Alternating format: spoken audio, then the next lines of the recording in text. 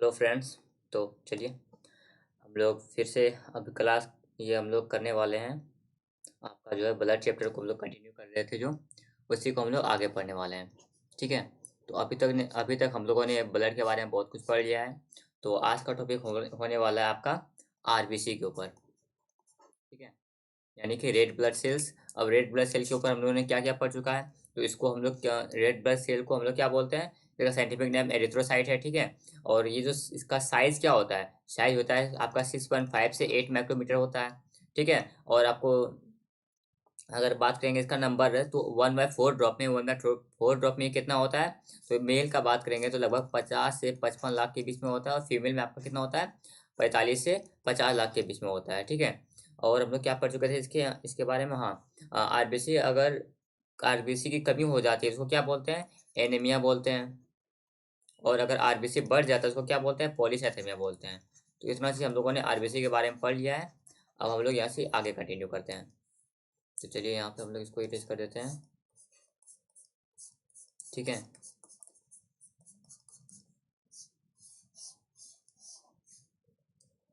आगे हम लोग इसको क्या क्या देखने वाले हैं। तो इसको मैं थोड़ा कलर चेंज कर लेता हूँ।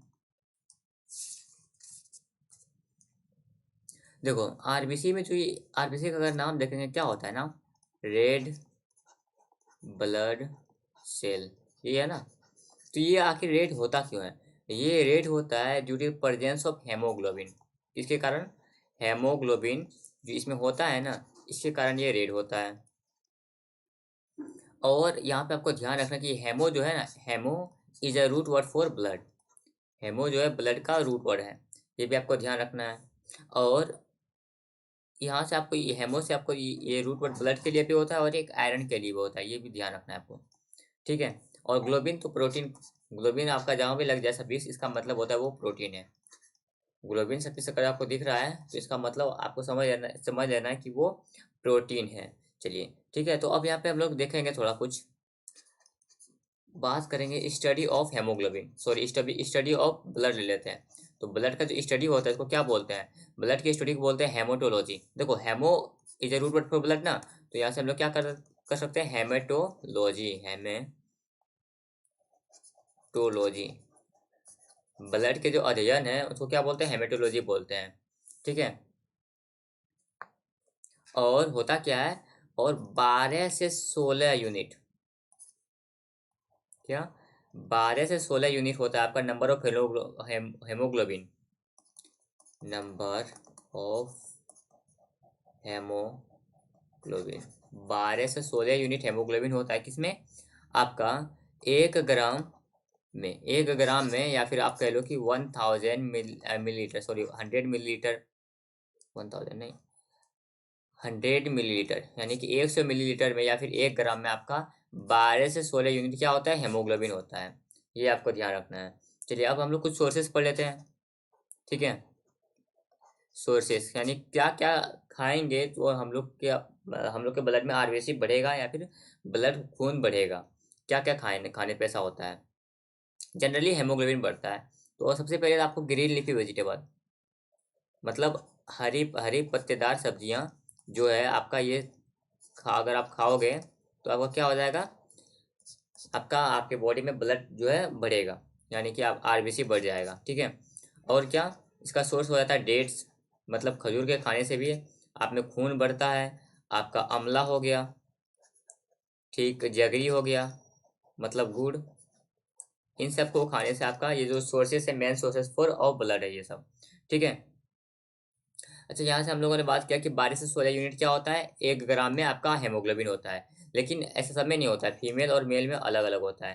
फीमेल में क्या होता है, 12 से 15 यूनिट होता है, और मेल में 13 से 16 यूनिट होता है। ठीक है। फीमेल में 12 से 15 यूनिट होता है और मेल में 13 से 16 यूनिट होता है। ये आपका हेमोग्लोबिन होता है पर 1 ग्राम या फिर 100 ml ब्लड में। अब हेमोग्लोबिन का काम क्या है इसको हम लोग देख लेते हैं। Function of haemoglobin, function of haemoglobin क्या क्या है, चलिए देखते हैं इसको। तो फंक्शन ऑफ हेमोग्लोबिन में होता सबसे पहले ये है कि मान लो ये चलो ये लंग्स है आपका। ठीक है। ये लंग है। लंग में आपका ऑक्सीजन भी रहेगा। इसको मैं अलग पेज पे ले चलता हूँ, यहाँ पे पढ़ते हैं हम लोग इसको, फंक्शन ऑफ हेमोग्लोबिन। ठीक है, यहाँ से देखते हैं हम लोग। तो सबसे पहले क्या होता है, ये मान लो आपका लंग्स, ये आपका फेफड़ा है। अब क्योंकि ये फेफड़ा है तो यहाँ पे क्या होगा, आपका ऑक्सीजन होगा, सांस लेंगे तो ऑक्सीजन जाएगा ना। तो ऑक्सीजन जब हेमोग्लोबिन के कांटेक्ट में आएगा,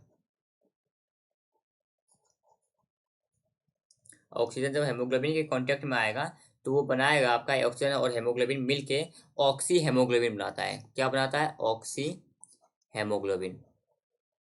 ठीक है, ऑक्सीजन और हेमोग्लोबिन दोनों रिएक्ट करके आपस में बनता है ऑक्सी हेमोग्लोबिन।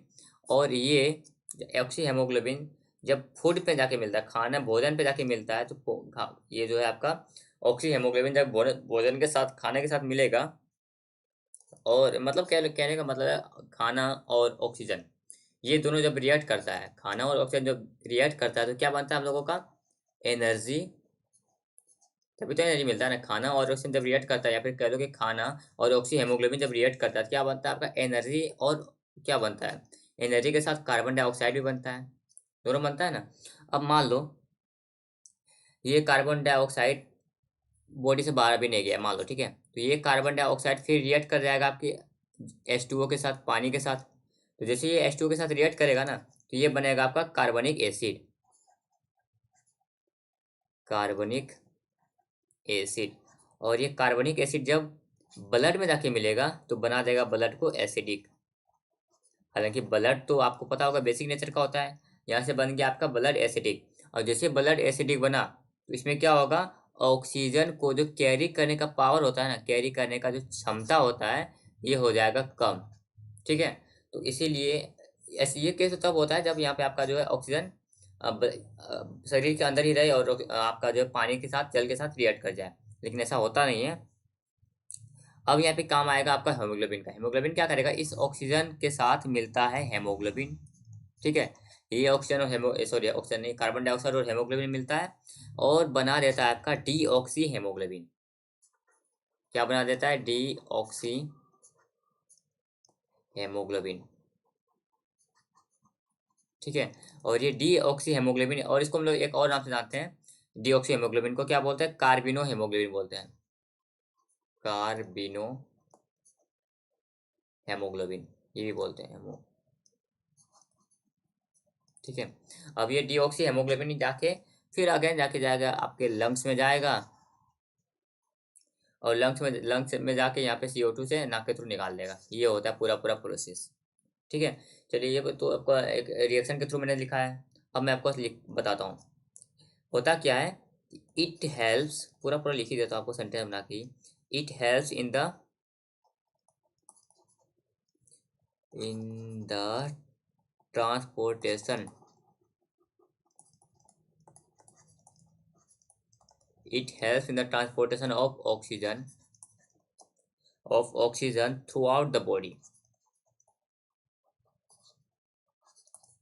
मतलब हेमोग्लोबिन का काम क्या है, ये ऑक्सीजन को के ट्रांसपोर्टेशन में हेल्प करता है। ठीक है, या फिर हम लोग इसको क्या कह सकते हैं, such that it help in energy formation, कह सकते हैं ना, it helps in energy formation. ठीक है, और मतलब क्या हुआ कि यहाँ पे हम लोग का हेमोग्लोबिन का काम क्या है, हेमोग्लोबिन का काम होता है, अब हेमोग्लोबिन बोलो या फिर आरबीसी बोलो, क्योंकि आरबीसी में हेमोग्लोबिन होता है, तो हेमोग्लोबिन के नाम से भी जान सकते हो या फिर आरबीसी के नाम से भी जान सकते हो कि आरबीसी या हेमोग्लोबिन क्या करता है, ये ऑक्सीजन को कैरी करता है, यानी ऑक्सीजन को ढोता है, पूरे शरीर में ऑक्सीजन पहुंचाता है।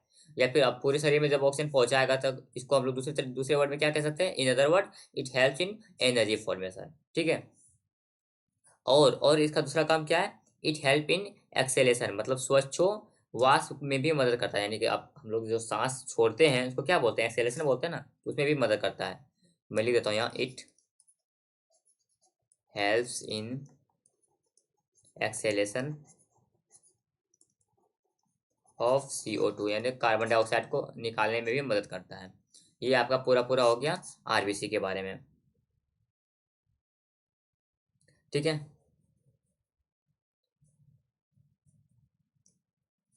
अब हम लोग आरबीसी के बारे में कुछ कुछ फैक्ट पढ़ लेते हैं जो कि एग्जाम में पूछे जाते हैं, ठीक है।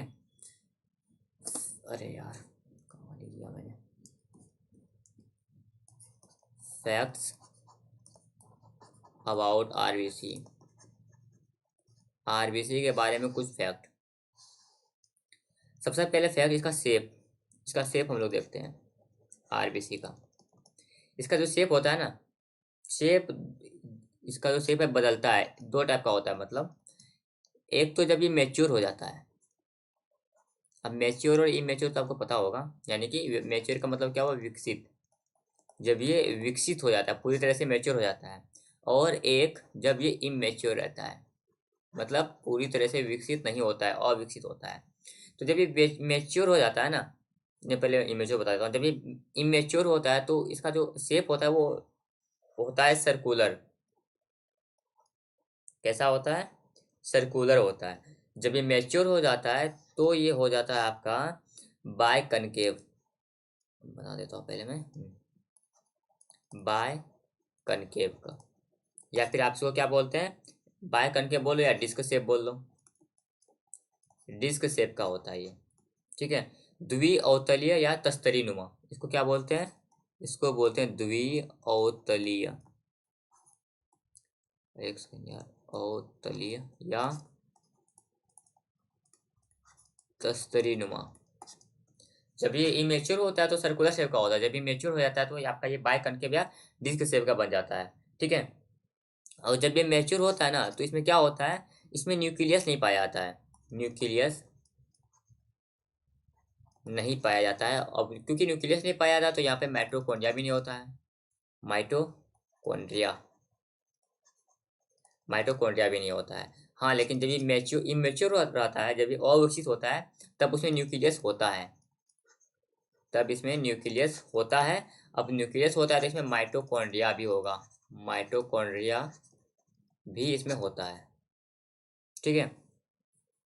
तो ओवरऑल अगर पूछ ले कि आरबीसी में न्यूक्लियस होता है या नहीं होता है, तो आपको आंसर करना है कि इसमें न्यूक्लियस नहीं होता है, न्यूक्लियस नहीं होता है, ठीक है। अच्छा, न्यूक्लियस क्यों हम लोग एक अलग नाम, अदर नेम से भी जानते हैं, जिसको बोलते हैं brain of cell, brain of cell के नाम से भी जानते हैं, ठीक है। तो इसको भी थोड़ा ध्यान रखिएगा। अब इसका लाइफ स्पान कितना होता है, यानी कि कितना दिन तक ये जिंदा रहता है, लाइफ स्पान। इसका लाइफ स्पान क्या होता है, जिसको हम लोग हिंदी में क्या बोलते हैं, जीवन काल। तो देखो, इसका जीवन काल जो होता है ना, वो होता है आपका 20 से 120 डेज, यानी कि 20 to 120 डेज का होता है, 20 से 120 दिन का होता है। या फिर आपको ऑप्शन में लिखा आ सकता है 120 दिन, ठीक है। या तो आपको ये आएगा या फिर 120 दिन ही आ जाएगा। अब ये ओरिजिन, इसका ओरिजिन कहाँ होता है, यानी कि ये उत्पत्ति, ये बनता कहाँ पे है, ये मतलब है। तो इसका जो ओरिजिन होता है ना, वो होता है आपका बोन मैरो में, बोन मैरो में। अस्थि, जिसको हिंदी में क्या बोलते हैं, अस्थि मज्जा, अस्थि मज्जा। इसका जो फॉर्मेशन होता है, ओरिजिन इसका कहाँ पे है, बोन मैरो में होता है। बोन मैरो में भी कहाँ, आपका दो टाइप का जो हड्डी होता है ना, दो टाइप होता है, एक होता है जांघ की हड्डी, जिसको हम लोग क्या बोलते हैं, फीमर, जांघ की हड्डी। और आपका एक बैकबोन, यानी कि रीढ़ की हड्डी, बैक बोन। ये आपका थाई बोन होता है, थाई बोन। और ये है आपका बैकबोन, जिसको क्या बोलेंगे हम लोग, बैकबोन मतलब रीढ़ की हड्डी में लिख दिया था यहाँ पे, रीढ़ की हड्डी। और ये है आपका जांघ की हड्डी, यहाँ पे होता है, यहाँ पे बोन मेरो बनता है, ठीक है। या फिर आप इन दोनों को बोल सकते हो क्या, कि दोनों ओवरऑल कैसा बोन है, तो ये आपका लॉन्ग बोन है। तो ये भी आपको आंसर ऑप्शन में देखने को मिल सकता है, ठीक। चलिए अगला देखते हैं, अगला इसके बारे में क्या है। अगला इसके बारे में एम्ब्रियो। यहाँ पे हम लोगों ने देखो, यहाँ पे हम लोग ने क्या देखा, इसका ओरिजिन कहाँ कहाँ पे होता है, बोन मेरो में। अबे किधर चला गया, हाँ यहाँ बोन मेरो में होता है। तो अब देखो, जब छोटा सा बच्चा होता है तो उस टाइम में भ्रूण में, एम्ब्रियो में, उस टाइम में तो बोन मेरो बना ही नहीं, सॉरी आपका जो है बैकबोन होता ही नहीं, या फीमर तो होता ही नहीं है, नहीं होता है ना। तो उस केस में जो आरबीसी फॉर्मेशन होगा, तब कहाँ पे होगा? तो एम्ब्रियो में जो है ना, वो आपका आरबीसी का फॉर्मेशन, आरबीसी का ओरिजिन होता है लीवर से, ठीक है, जिसको हिंदी में बोलते हैं यकृत। एम्ब्रियो में आपका आरबीसी का फॉर्मेशन होता है लीवर में। कहाँ से कहाँ तक? 0 से 2 महीना का जो बच्चा होता है, उससे बड़ा होने के बाद आपका उसमें फीमर बन जाता है और बैकबोन आ जाता है, इसलिए तो फिर वहां से फॉर्मेशन होने लगता है। लेकिन 0 से 2 महीने के बीच में जो आरबीसी का फॉर्मेशन होता है वो आपका लीवर में होता है। चलिए, अच्छा, इसके प्रोसेस को क्या बोलते हैं? Process of formation, process of formation of RBC. RBC के जो बनने की जो प्रोसेस है उसको क्या बोलते हैं? उसको बोलते हैं एरिथ्रोपोसिस। देखो, एरिथ्रो रूट वर्ड था आपका आरबीसी का ना, तो यहाँ से बन रहा है एरिथ्रोपोइसिस। अब ये आपको सफिक्स याद रखना है, पोइसिस। पोइसिस का मतलब फॉर्मेशन होता है, ये सफिक्स भी आपको ध्यान रखना है। पोइसिस जहाँ भी लग गया तो वहाँ समझ लीजिएगा फॉर्मेशन होगा। अब इसका ग्रेव यार्ड, यानी कि जाके मरता कहाँ पे है? ग्रेव यार्ड, इसको हिंदी में क्या बोलते हैं? कब्रिस्तान। इसका कब्रिस्तान कहाँ पे है? इसका कब्रिस्तान बोलते हैं आपका स्प्लीन या लीवर। अगर आपको दोनों ऑप्शन में आ जाए तो आपको इसको मानना है, दूसरा आपको प्रेफरेंस इसको देना है। पहले तो दोनों ऑप्शन में आएगा नहीं, अगर दोनों भी आगे ऑप्शन में तो आपको टिक स्प्लिट पे ही करना है, ठीक है। तो इसका ग्रेवयार्ड स्प्लीन या लीवर में होता है। अगेन एम्ब्रियो में तो ना तो स्प्लीन होगा ना लीवर बना होता है। तो एम्ब्रियो में जो है ना, सॉरी, एम्ब्रियो में आपका इसका होता है ग्रेवयार्ड, एम्ब्रियो में लीवर। मतलब जहाँ पे फॉर्मेशन होता है वहीं पे आपका ये जाके डेथ भी होता है, इसका डेथ भी होता है। और ओवरऑल जो होता है आपका 120 दिन का होता है, 0 से 20 से 120 दिन में मैंने बताया, तो 120 दिन में जो है नाइन आपका क्या हो रहा है?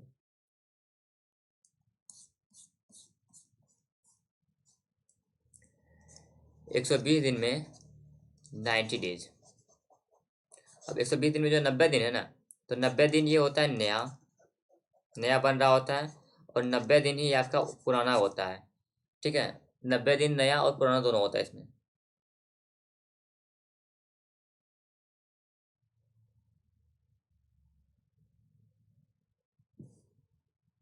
अब इसका क्या मतलब हुआ मैं बताता हूँ।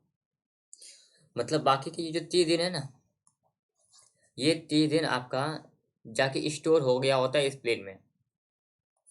वह वाला क्या है? हटाओ हटाओ उसको, हटाओ। वैसे भी क्वेश्चन एग्जाम में आएगा नहीं, मैंने जिसको हटाओ।